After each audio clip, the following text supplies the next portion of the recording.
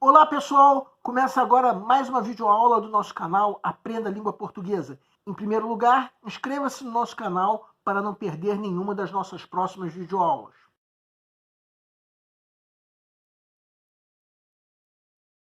Nessa aula nós vamos abordar um possível tema da redação do vestibular, o discurso de ódio na internet. Você sabe do que nós estamos falando? Dos discursos de ódio.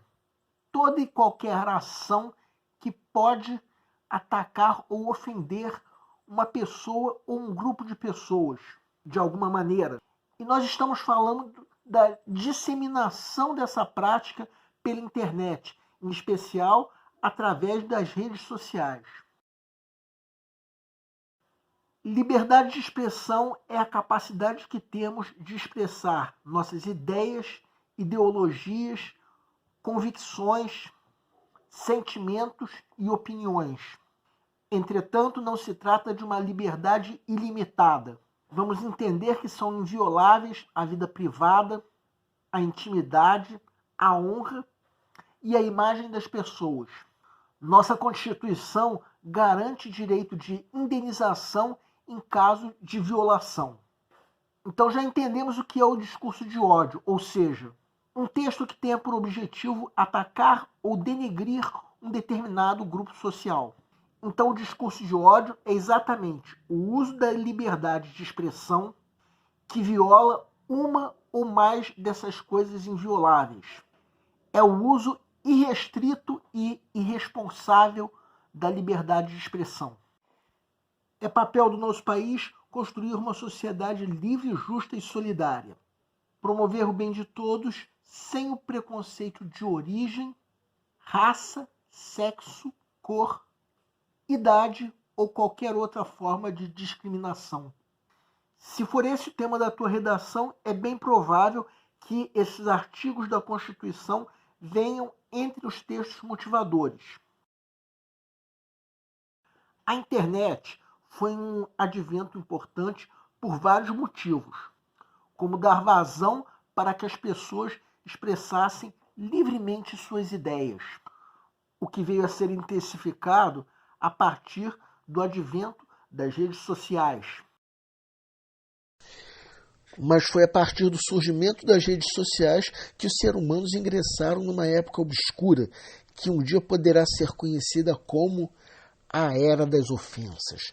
Parece que a humanidade passou os últimos 5.000 anos desde a invenção da escrita aguardando essa oportunidade.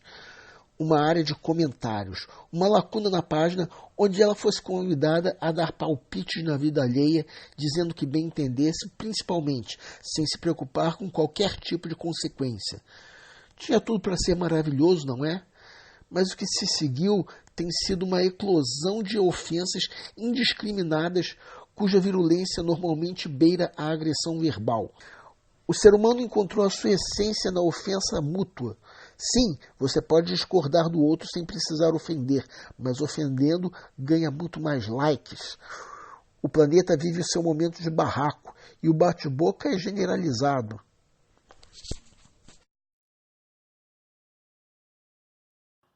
Assombroso tudo isso que acabamos de ver, não é? Pois isso é o discurso de ódio, que em inglês é chamado de hate speech. Vamos agora entender quais são as características desse tipo de discurso. Discurso de ódio, hate speech, desejo de inferiorizar um determinado segmento social, apologia à violência contra tal segmento, discriminação desse segmento. Intelectuais acreditam que o Brasil não está ficando mais intolerante, e sim, sempre foi. O que deve ter acontecido é que, com o advento da internet, o fenômeno da intolerância se tornou mais evidente. No caso aqui no Brasil, existem motivos históricos. Hoje em dia nós temos eleições presidenciais, mas nem sempre foi assim. Tivemos regimes autoritários, ditadura militar, Estado Novo, coronelismo.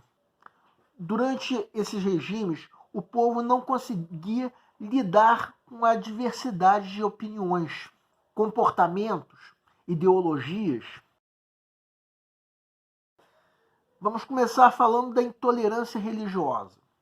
Aqui no Brasil, as religiões afro-brasileiras costumam ser alvo de discurso de ódio. Isso, apesar de a Constituição Federal e a Declaração Universal dos Direitos do Homem garantirem que todo cidadão tem direito de expressar livremente sua crença. Uma explicação para isso é a herança histórica da escravidão. Os escravos negros foram trazidos para o Brasil para trabalharem forçado. Mas, para que isso acontecesse, existia toda uma estrutura ideológica que colocava os negros num patamar inferior. E com a religião desses negros, a coisa não foi diferente. As crenças foram ligadas ideologicamente ao demônio, sendo terminantemente proibidas. Uma estrutura ideológica que, é claro, não terminou simplesmente com a abolição da escravatura. A perseguição dessas crenças continuou até os dias de hoje. Essas crenças são alvo de discurso de ódio pela internet. Agora vamos falar da intolerância homofóbica. O termo homofobia significa medo irracional contra as pessoas LGBTs, lésbicas, gays, bissexuais, transexuais. E uma pergunta: de onde será que surgiu essa intolerância? Há quem acredite que surgiu na década de 1980 com a doença da AIDS, uma doença que tem entre os grupos de risco os homossexuais. Isso é algo questionável. Se nós parássemos para pensar, a homofobia já existia muito antes da descoberta da AIDS. Leonardo da Vinci, o grande gênio benfeitor da humanidade, lá no século XVI, era homossexual assumido.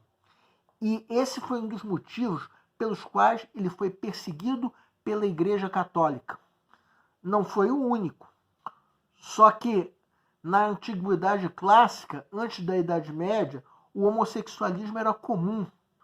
No Império Romano, na Grécia Antiga, e o homossexualismo não era criminalizado como hoje em dia. Então é claro que foi na Idade Média que surgiu a homofobia. A Igreja Católica tinha o poder político e condenou as relações homoafetivas. Com o Renascimento, Da Vinci assustava a Igreja principalmente por suas práticas religiosas, que eram entendidas como práticas demoníacas. Ele mesmo, um homossexual assumido. Então a homofobia já existia no século XVI, muito antes da eclosão da AIDS. Então a eclosão da doença, no máximo nós podemos dizer que incentivou a homofobia. Na década de 1990, a Organização Mundial da Saúde tirou a homossexualidade da lista das doenças, passando a ser vista como uma característica do indivíduo. E ainda assim, os grupos LGBTs costumam ser alvo de discurso de ódio pelas redes sociais. No fim das contas, a Constituição garante a liberdade de expressão, podendo haver livre discordância com qualquer comportamento, de modo que, é claro, a homossexualidade pode ser alvo dessas discordâncias. Mas esse direito à discordância está limitado ao direito do outro. Ou seja, esses grupos também têm o direito de não ter a própria moral agredida. Agora nós vamos falar da intolerância racial, derivada do racismo, que também foi influenciado pela escravidão aqui no Brasil. E que, se nós formos pensar, já era presente em outras regiões do planeta.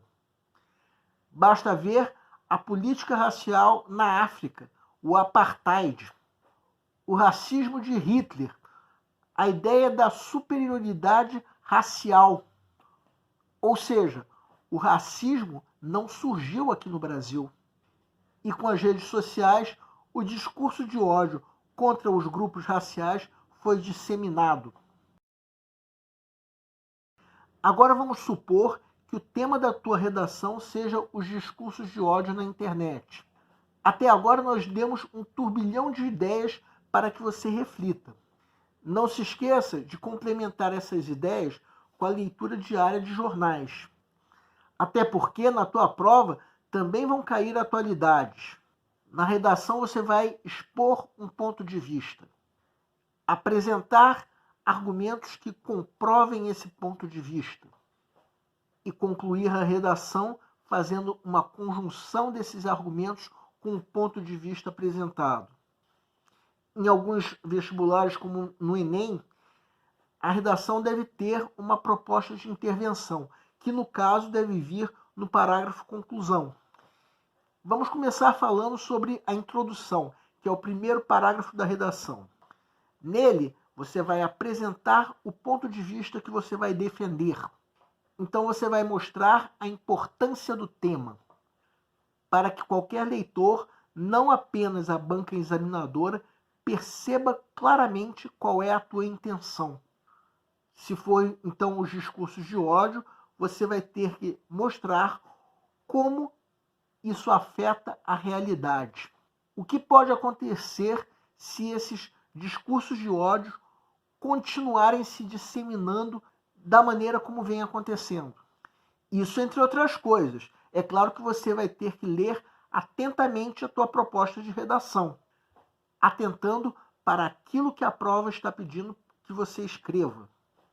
Depois vem os parágrafos de desenvolvimento, 2 ou 3 parágrafos depois da introdução.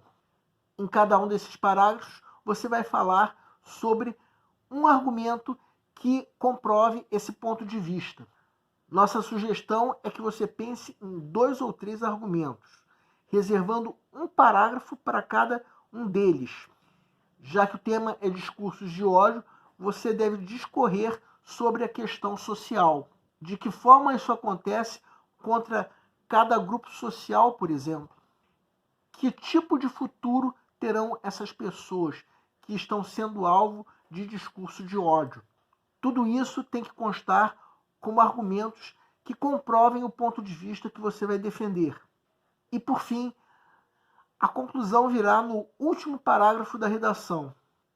Aqui você vai fazer uma conjunção da tese defendida com os argumentos apresentados. Em alguns vestibulares, como no caso do Enem, você vai ter que apresentar uma proposta de intervenção. Qual deve ser essa proposta? Talvez a educação escolar deva abordar a diversidade de opiniões, ou se deva investir no serviço do tipo Disque 100, em que se denunciam crimes de intolerância, ou as leis devem ser mais duras, ou qualquer outra ideia que não desrespeite direitos humanos. Sobre essa questão dos direitos humanos, convém dizer que até 2017 o Enem zerava a nota quando a redação desrespeitava direitos humanos. Depois disso, embora a redação não seja zerada, perde 200 pontos. O nosso canal é voltado para você que está se preparando para uma prova de concurso, em especial vestibular. Para todos vocês que fizeram essas provas, nós queremos pedir que nos escrevam para dizer como vocês se saíram na prova, se a prova foi fácil, se a prova foi difícil, quais foram as dificuldades. Conforme for, nós faremos os devidos comentários numa próxima aula. E para todos vocês, nós desejamos boa sorte. Se você está gostando das nossas videoaulas, marque um gostei. Se não está gostando, marque um não gostei. Em ambos os casos, façam os devidos comentários para que nós possamos saber onde nós estamos errando. O nosso canal busca maneiras divertidas de fazer com você a tua prova de concurso, em especial vestibular. Qualquer dúvida que você tenha, pode nos escrever, seja através da nossa fanpage do Facebook, seja através do nosso e-mail.